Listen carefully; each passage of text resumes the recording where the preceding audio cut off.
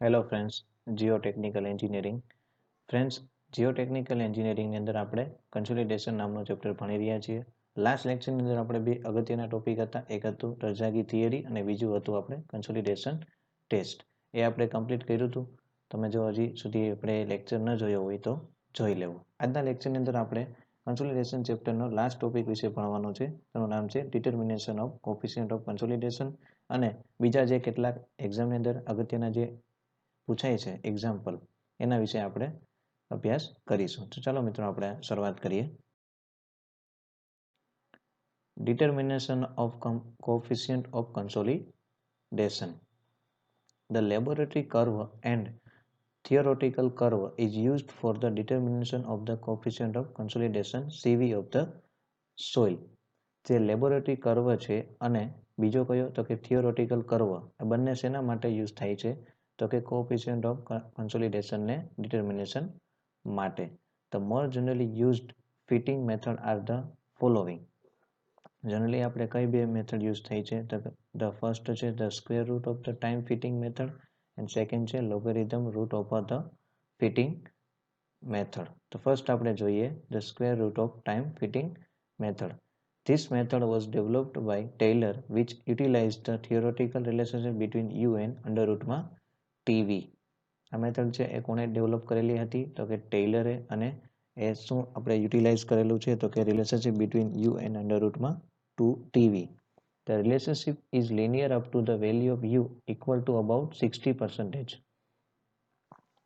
It was observed that at u is equal to 90%, the value of under root tv is 1015 times the value obtained by the extension of the inertial straight line portion. A curve is plotted from the consolidation test results between the dial gauge reading as ordinate and the under root t as absence.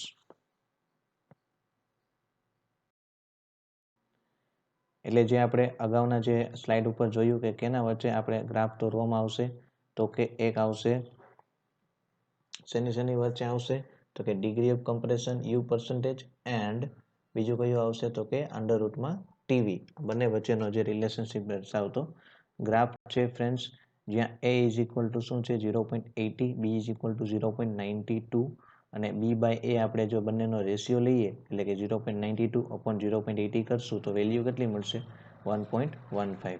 એટલે કે શું curve શેનો છે તો કે theoretical curve છે between root TV and U. ત્યાં 90 અને 60 શેમાં હશે તો કે પર્સન્ટેજની અંદર.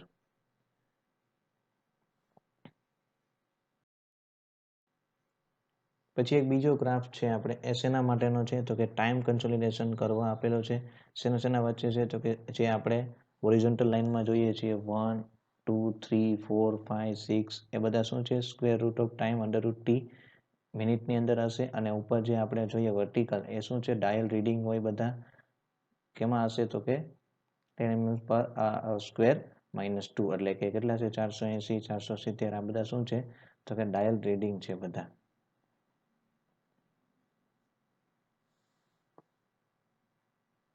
એમાં r ઇઝ ઇક્વલ ટુ કેટલા છે તો કે 430. પછી અંડર રૂટમાં t90 કેટલા છે તો કે 5.5 મિનિટ એવી રીતે છે. પછી 340 શું છે r0 દેખાય છે ફ્રેન્ડ્સ. r0 ની વેલ્યુ કેટલી છે 340. rc આપણે જે કર્વ છે આપણે જે મેચ થાય છે તે એવી રીતે આપણે ગ્રાફ્સ ઉપરથી વેલ્યુ લેવાની થશે. નેક્સ્ટ એમાં પોઈન્ટ છે the initial dial reading r0 correspond to the time t is equal to 0 and u is equal to 0. જે ઇનિશિયલ ડાયલ રીડિંગ છે r0 એ કરસ્પોન્ડિંગ શેને હશે તો કે time is equal to 0 and u is equal to 0. The straight portion line A of the curve is produced back to meet the ordinate at rc, which is called the corrected zero reading, and the consolidation between r0 and rc is called initial consolidation. જે straight portion હોય છે line એ curve ઉપર એ જ્યાં આપણે મળશે meet થશે જ્યાં એ શું પોઈન્ટ બનશે તો કે ordinate at RC which is called corrected zero reading. અને જે કન્સોલિડેશન જે R0 અને RC વચ્ચેનું હશે એને શું કહેવાશે? Initial consolidation.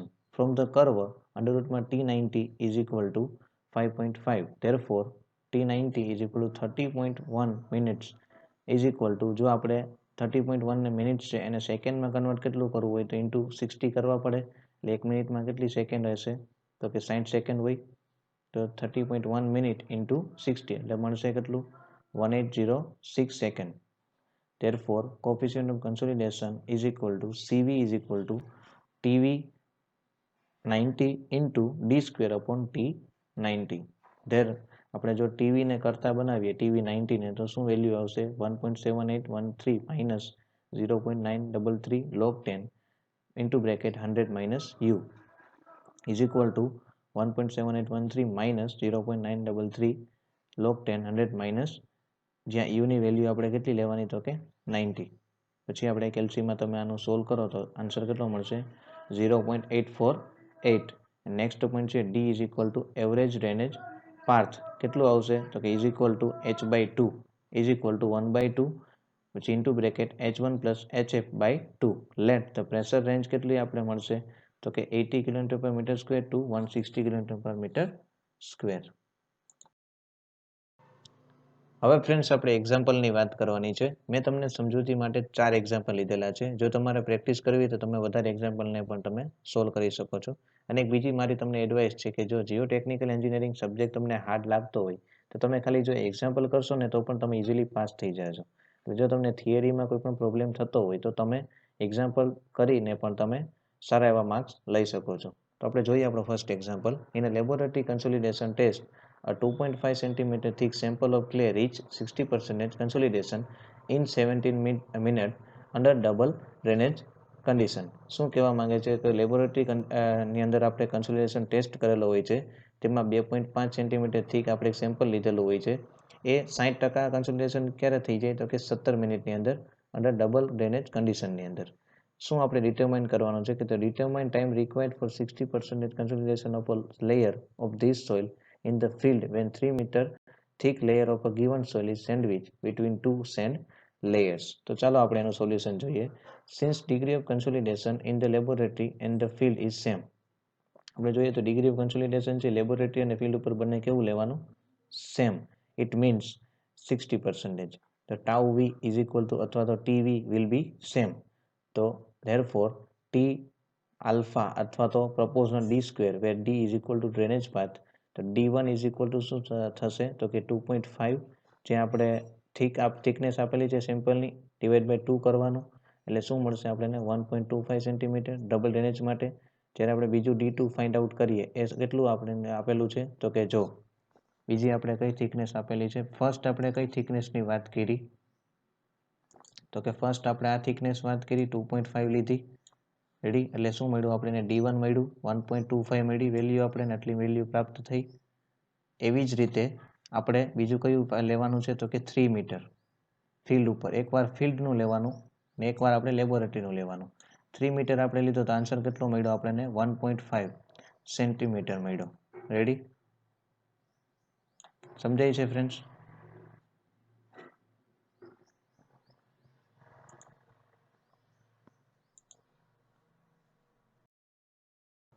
હવે આપણે જે ફાઇન્ડ આઉટ કરવાનું છે એની વાત કરીએ કે T1 ઇઝ ઇક્વલ ટુ શું થશે તો કે આપણે જેટલું આપેલું છે 17 મિનિટ, તો T2 આપણે ફાઇન્ડ આઉટ કરવાનું છે. આપણી પાસે ઇક્વેશન છે કે T2 upon T1 is equal two D2 upon D1 whole square.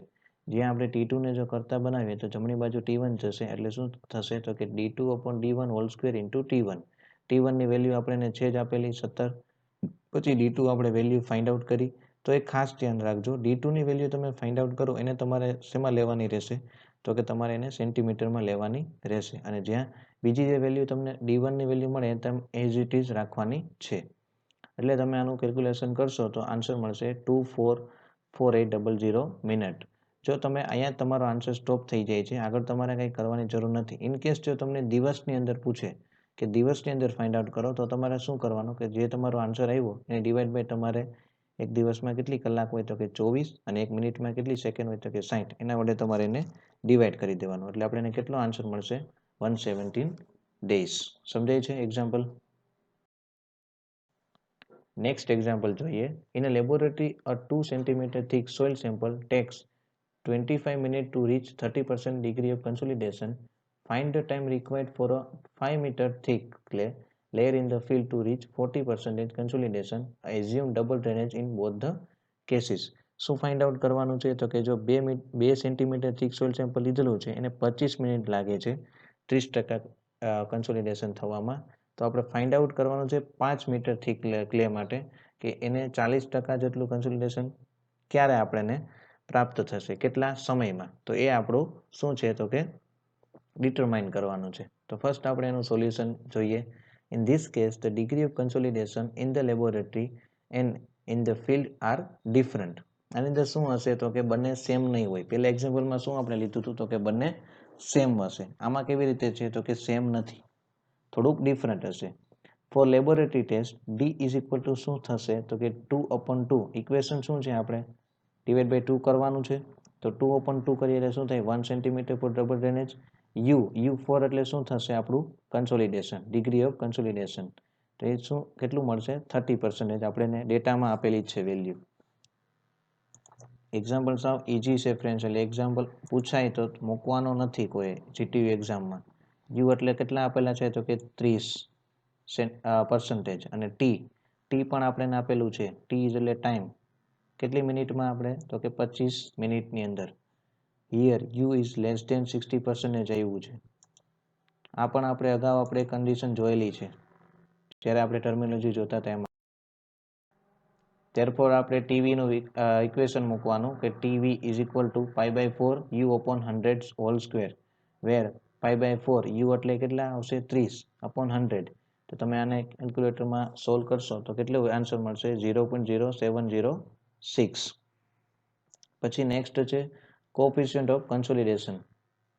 Ready? તો એનું ઇક્વેશન છે CV is equal two TV into D square upon T. તો ત્યાં આપણે ટીવી આપણે ફાઇન્ડ આઉટ કર્યું 0.0706 ઇન્ટુ ડી કેટલું આપણે મળ્યું હતું 1/t. તો કે ટાઈમ આપણે આપેલો છે 25. રેડી? તો કેટલો આન્સર મળશે એનો તો કે 2.834 ઇન્ટુ 10⁻³ સેન્ટીમીટર સ્ક્વેર પર મિનિટ. એટલે આપણે આમાં શું ફાઇન્ડ આઉટ કરવાનું હતું તો કે coefficient of consolidation.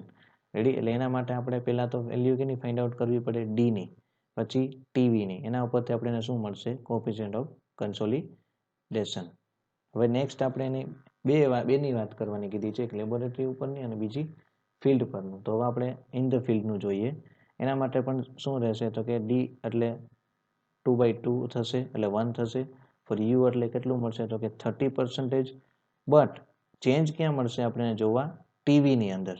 Ready? TV આપણને મળે ત્યાં આપણે યુ બરાબર એટલે કે ડિગ્રી ઓફ કન્સોલિડેશન કેટલું લેવાનું છે 40%. એટલે જવાબ કેટલો આવશે 40. અથવા તો તમારે π/4 ઇન્ટુ 14/100 ન કરવું હોય તો તમે ડાયરેક્ટ પણ લખી શકો કેટલી વેલ્યુ તો કે 0.40 પણ લખી શકો છો. એ આપણે કેલ્સીમાં સોલ્વ કરીએ તો કેટલો જવાબ આવશે 0.126. એના ઉપરથી આપણે શેની વેલ્યુ ફાઇન્ડ આઉટ કરવાની છે તો કે આપણી પાસે સીવી અગાઉ આપણે ફાઇન્ડ આઉટ કરેલું છે કોએફિશિયન્ટ ઓફ કન્સોલિડેશન. તો આપણું મેઇન જે ડિટર્મિનેશન હતું શું હતું તો કે ટાઈમ. તે કેવી રીતે થશે તો કે જો આપણે જે કોએફિશિયન્ટ ઓફ કન્સોલિડેશનનું ઇક્વેશન છે ને આની અંદર તમે ટીને જો કરતા બનાવશો, આ જે ઇક્વેશન છે એની અંદર તમે આ ટીને કરતા બનાવો તો શું થશે તો કે ટી આપણે અહીંયા આવશે પહેલા તો, એટલે આપણે અહીંયા ટી લખેલા છે. રેડી? એટલે ટીને તમે જો કરતા બનાવો તો શું આવશે તો કે પહેલા તો ટીવી આવશે. રેડી? એટલે આપણે આ ટીવી, રેડી? ટીવી આવી ગયા પછી એને ઇન્ટુ કેટલા આવશે તો કે ડી સ્ક્વેર આવશે. Ready? TV into D square આવશે. પછી ડિવાઈડ બાય શું આવશે તો કે આ આપણે ટીને કરતા બનાવ્યો તો અપોન શું આવશે ભાગાકારમાં તો કે સીવી આવશે. રેડી? સમજાય છે? એટલે આ રીતે આપણે અહીંયા આપણે ટી નું ઇક્વેશન બન્યું છે. કાંઈ નથી કર્યું, આપણે જે ટી છે એને અહીંયા ઉપર ગુણાકારમાં અહીંયા લીધા છે કે જે ફાઇન્ડ આઉટ કરવાનું છે સી એને આપણે અપોનમાં લીધેલા છે. જે આમે ઇક્વેશન સાઈડમાં લખેલું છે એ આ જ ઇક્વેશન છે, બીજું કશું નથી આમાં.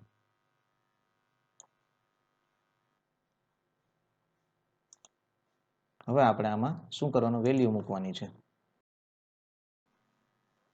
તો હવે આપણે બધી વેલ્યુ પુટઅપ કરીએ.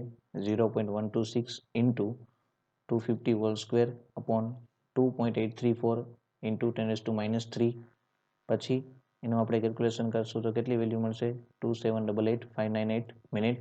હવે મિનિટને આપણે દિવસમાં કન્વર્ટ કરવું હોય તો શું કરવાનું, જે આન્સર આવે એને ડિવાઈડ બાય 24 ઇન્ટુ 60 કરવાના. હવે ઘણાને ક્વેશ્ચન થશે છે કે 24 ક્યાંથી આવ્યા, તો કે એક દિવસમાં કેટલી કલાક હોય, 24. તો એ આપણે 24 લીધેલા છે અને એક મિનિટમાં કેટલી સેકન્ડ હોય, તો કે 60. સમજાય છે? એટલે આન્સર કેટલો આવ્યો, તો કે 1936.52 ડેઝ. જો દિવસ કોઈ દી આ રીતે પોઈન્ટમાં ના આવે એટલે તમારે આન્સર શું લખવાનો રહેશે, તો કે રાઉન્ડ ફિગર કરી નાખવાનું, એટલે કે 1937 ડેઝ. સમજાય છે એક્ઝામ્પલ? નેક્સ્ટ એક્ઝામ્પલ જોઈએ. In a consolidation test, the void ratio of the specimen, which was 1.068 under the effective pressure of 240 kN per meter square, changed to 0.994 when the pressure was increased to 429 kN per meter square. Consolidation ટેસ્ટની અંદર આપણે એક void ratio આપણે જે લીધેલો છે કેટલો છે, 1.068. એનું ઇફેક્ટિવ પ્રેશર કેટલું લાગતું હોય, તો કે 214 kN પર મીટર સ્ક્વેર જેટલું. એ ચેન્જ થઈને કેટલો થઈ જાય છે, તો કે 0.99 જેટલો. અને એનું પ્રેશર ઇન્ક્રીઝ કેટલું કરવામાં આવે ત્યારે, તો કે 429 kN પર મીટર સ્ક્વેર જેટલું ત્યારે. કેલ્ક્યુલેટ શું કરવાનું છે, તો કે calculate the coefficient of compressibility. Ready? આની અંદર આપણે શું ફાઇન્ડ આઉટ કરવાનું છે, આ બધા ઇક્વેશન આપણે કેમાં જોવા મળ્યા હતા, તો કે ટર્મિનોલોજી જ્યારે હું તમને કરાવતો હતો લેક્ચરની અંદર ત્યારે કીધું હતું કે આપણે મોસ્ટ આઈએમપી છે. એક્ઝામમાં તમને જો ટર્મિનોલોજી ન પૂછાય તો તમને એક્ઝામ્પલમાં આ રીતે સોલ્વ કરવા પણ આપી શકે છે. એટલે ઇક્વેશન બધા ખાસ કરવાના ફોર જીઓ ટેકનિકલ માટે. એટલે ફર્સ્ટ આપણે શું ફાઇન્ડ આઉટ કરવાનું, coefficient of compressibility, second compression index અને કોએફિશિયન્ટ ઓફ વોલ્યુમ કમ્પ્રેસિબિલિટી.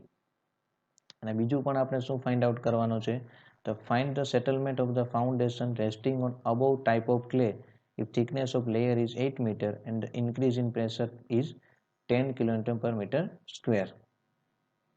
બીજું આપણે ફાઉન્ડેશનનું સેટલમેન્ટ એ આપણે ફાઇન્ડ આઉટ કરવાનું છે. તો ફર્સ્ટ આપણે સોલ્યુશન જોઈએ. જે વેલ્યુ આપેલી છે એને આપણે પહેલા લખી લઈએ કે E0 બરાબર શું મળશે, તો કે 1.068. પછી E એટલે કે જે ઘટ્યું હોય, જે વોઇડ રેશિયો જે આપણે ઘટે છે પ્રેશર વધારતા, એ કેટલું મળ્યું હતું, તો કે 0.994. તો ડેલ્ટા E બરાબર શું મળે, તો કે જે આપણે E0 માઇનસ E કરશું એટલે આપણને ડેલ્ટા E મળશે. એટલે કેટલો મળે, 0.074. સિગ્મા ડેશ 0 એટલે પ્રેશર આપણે લખવાનું રહેશે, કેટલું પ્રેશર છે, 214 kN per meter square. અને બીજું આપણે જે ઇન્ક્રીઝ પ્રેશર થયું છે તે 429 kN per meter square. તો ડેલ્ટા સિગ્મા ડેશ કેવી રીતે મળે, તો કે sigma dash minus sigma dash 0 ઉપરથી. તો કેટલું મળશે, 429 minus 240 is equal two 215 kN per meter square. એ બે વેલ્યુની આપણે ક્યાં જરૂર પડે એમ હતી, તો કે આ બધા ઇક્વેશનની અંદર. એટલા માટે આપણે એ બે વેલ્યુ પહેલા ફાઇન્ડ આઉટ કરેલી. એટલે કે કોએફિશિયન્ટ ઓફ કમ્પ્રેસિબિલિટીનું ઇક્વેશન શું છે, તો કે AV is equal two E0 minus E upon sigma dash minus sigma dash 0. તો આપણે ફાઇન્ડ આઉટ કરેલી જ છે ડેલ્ટા E અને ડેલ્ટા સિગ્મા ડેશની વેલ્યુ, તો કે 0.074 અપોન 215. કેલ્સીમાં તમે આને સોલ્વ કરો એટલે જવાબ મળશે 3.442 ઇન્ટુ 10⁻⁴ મીટર સ્ક્વેર પર કિલોન્યુટન. ફર્સ્ટ આપણે સોલ્વ થઈ ગયું. સેકન્ડ પોઈન્ટ આપણે શું ફાઇન્ડ આઉટ કરવાનું હતું, કમ્પ્રેશન ઇન્ડેક્સ CC. તો CC is equal two equation શું છે, E0 minus E upon log 10 sigma dash upon sigma dash 0. તો E0 માઇનસ E તો આપણે ફાઇન્ડ આઉટ કરેલું છે, કેટલી વેલ્યુ મળી હતી, 0.074 અપોન log 10 પછી સિગ્મા ડેશની વેલ્યુ જે પ્રેશર ઇન્ક્રીઝ થાય છે તે 429 અપોન 214. કેલ્સીમાં તમે આને સોલ્વ કરો એટલે જવાબ કેટલો આવશે, 0.245. પછી થર્ડ આપણે શું ફાઇન્ડ આઉટ કરવાનું હતું, coefficient of volume compressibility MV. તો MV નું ઇક્વેશન શું છે, તો કે AV અપોન 1 પ્લસ E0. હવે AV આપણે ફાઇન્ડ આઉટ કર્યું છે, આગળ જોવું જોઈએ કોએફિશિયન્ટ ઓફ કમ્પ્રેસિબિલિટી છે તો એ વેલ્યુ આપણે એમાં પુટ કરવાની અને 1 પ્લસ E0 કરવાનું. E0 આપણે ડેટામાં આપેલું જ હતું 1.068. એટલે આપણે વેલ્યુ કેલ્સીમાં સોલ્વ કરશું તો તમારા આન્સર મળશે 1.664 ઇન્ટુ 10⁻⁴ મીટર સ્ક્વેર પર કિલોન્યુટન. ઘણાને કેલ્સીમાં આન્સર નહીં આવે તો એના માટે જો આપણે જે નીચે જે આ કરીએ ને ડિવાઈડમાં એનું કેલ્ક્યુલેશન કરવા માટે તમારે એક અહીંયા શું કરવાનો કેલ્સીમાં બ્રેકેટ કરવાનો. રેડી? આવું જ્યારે પ્લસ કે એવું હોય ને ત્યારે તમારે બ્રેકેટ કરીને પછી કરશો એટલે તમને આન્સર આવી જશે. સમજાય છે? નેક્સ્ટ આપણે લાસ્ટ શું ફાઇન્ડ આઉટ કરવાનું હતું? Settlement of foundation. એના માટેનું ઇક્વેશન શું છે? તો કે SC is equal two CC H/1 plus E0 log 10 પછી sigma dash 0 plus delta sigma dash upon sigma dash 0. તો બધી વેલ્યુ આપણી પાસે છે તો પુટ કરીએ 0.245 ઇન્ટુ 8 પછી 1 પ્લસ 1.068 log 10 અને સિગ્મા ડેશ 0નું વેલ્યુ છે આપણે પ્રેશર તો કે 214 પ્લસ 10 અપોન 214. આપણે આને સોલ્વ કરશું કેલ્સીની અંદર અને કેલ્સીમાં સોલ્વ કરતા એકદમ શાંતિથી કરવાનું. હા, કોઈ ઉતાવળ નહીં કરવાની. ઉતાવળ કરશો તો ભૂલ થશે. અને આનો જવાબ મળશે 0.0188 મીટર. મીટરને તમારે એમએમમાં કન્વર્ટ કરવું હોય તો શું કરવાનું? તો કે ઇન્ટુ 1000 કરશો. 1000 કરો એટલે આન્સર કેટલો મળે? 18.8 mm. સમજાય છે એક્ઝામ્પલ ફ્રેન્ડ્સ? નેક્સ્ટ એક્ઝામ્પલ જોઈએ. આજના લેક્ચરનો આપણો લાસ્ટ એક્ઝામ્પલ છે. During consolidation test the void ratio decreases from 0.80 to 0.50 under the stress increment of 2 kg per centimeter square to 4 kg per centimeter square. Compute coefficient of compressibility, coefficient of volume compressibility. બે value આપણે આની અંદર find out કરવાની છે. કઈ કઈ? તો કે coefficient of compressibility અને coefficient of volume compressibility. પહેલા તો આપણે જે ડેટા આપ્યો છે લખી લઈએ કે E0 ની આપી છે વેલ્યુ તો 0.80 થશે. પછી બીજી વેલ્યુ આપી છે E એ 0.50 તો ડેલ્ટા E કેટલું મળે? તો આ બેનું ડિફરન્સ લેવાનો એટલે કે 0.80 માઇનસ 0.50 એટલે થાય 0.30. પછી એવી જ રીતે આપણે સિગ્મા ડેશ 0 ફાઇન્ડ આઉટ કેટલું આપ્યું છે? તો કે 2 kg પર મીટર સ્ક્વેર.